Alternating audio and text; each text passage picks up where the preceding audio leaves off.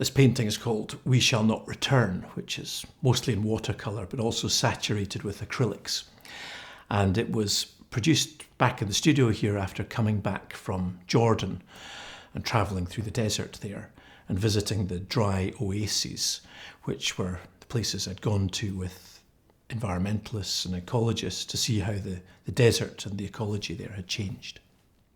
Doing research back in the studio, I was pulling together my sketches and researching stories about the marshes and the oases in Jordan and in Syria. And I struck upon the bald ibis, which are the subject of the painting in here. But they used to be really common in Europe. They're a migratory bird that flew from central southern Europe across to Africa and back every year. But because of ecological change and hunting pressure and draining of the swamps, the bird became extinct as a migrating bird. And there was just a tiny relict population left in Morocco where they could be conserved because they stayed put. So instead of trying to conserve them across the entire migratory range, there was one place where they could be watched and looked after by what were effectively armed guards. And then miraculously, about 5 years ago, 3 bald ibis were discovered in Turkey. And over the course of the next few months, they were found to be migrating through Syria towards Africa and were thought to end up in Ethiopia or somewhere. And the world's ornithological and conservation bodies focused all their effort onto this tiny population of 3 birds. And there was a conference in Aleppo about 5 years ago with everybody getting together and trying to work out how these birds could be saved. And then Syria just descended into war. And over the course of the next few months, the birds disappeared on migration somewhere in Syria. When I first got the bit of paper to prepare it for painting, I was playing around with different ideas and trying to make work that looked very different from what I'd done before. So I saturated the entire piece of paper with a kind of glistening gold acrylic paint, just a very light wash.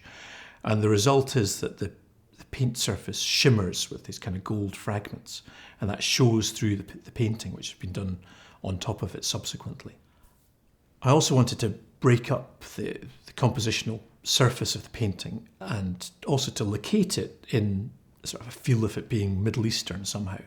And to do that, I got some stencils and used them to create patterns within the painting, right at the beginning, and then at the end as well, working over the top with lighter gouache colours that were opaque and obliterated some of the painting that I'd done before. What I'm wanting to do in the picture is to make it sort of real but also surreal and slightly uncomfortable. So there are depictions of the birds at the wrong scale as being tied onto the larger images of the birds. And there's this theme of water as well.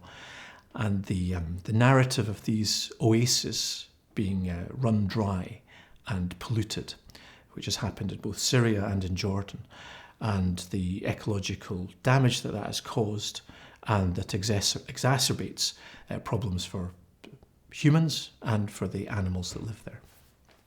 What was really useful about visiting different places and feeling what a place felt like, the kind of the colours of the place, was that fed into the work that I produced. So particularly in the desert in Jordan, the paintings that I created were saturated with sandy colours and muted dun and beige and greys. But also visiting towns and looking at the architecture in these places, which are culturally and visually very different, that fed into a lot of the work that I was producing. And quite a different sensibility of colours as well, of blues and dark reds, and the kind of cultural importance of greens and blues, and how that fed into the whole narrative of what I was painting as well.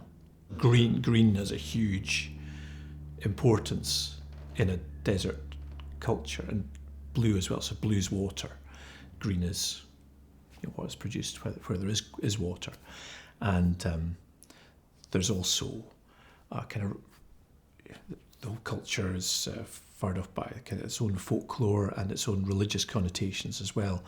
So there is a kind of Muslim prophecy that the deserts in Jordan and Syria will turn green at some point. And of course what we're seeing is exactly the opposite of that.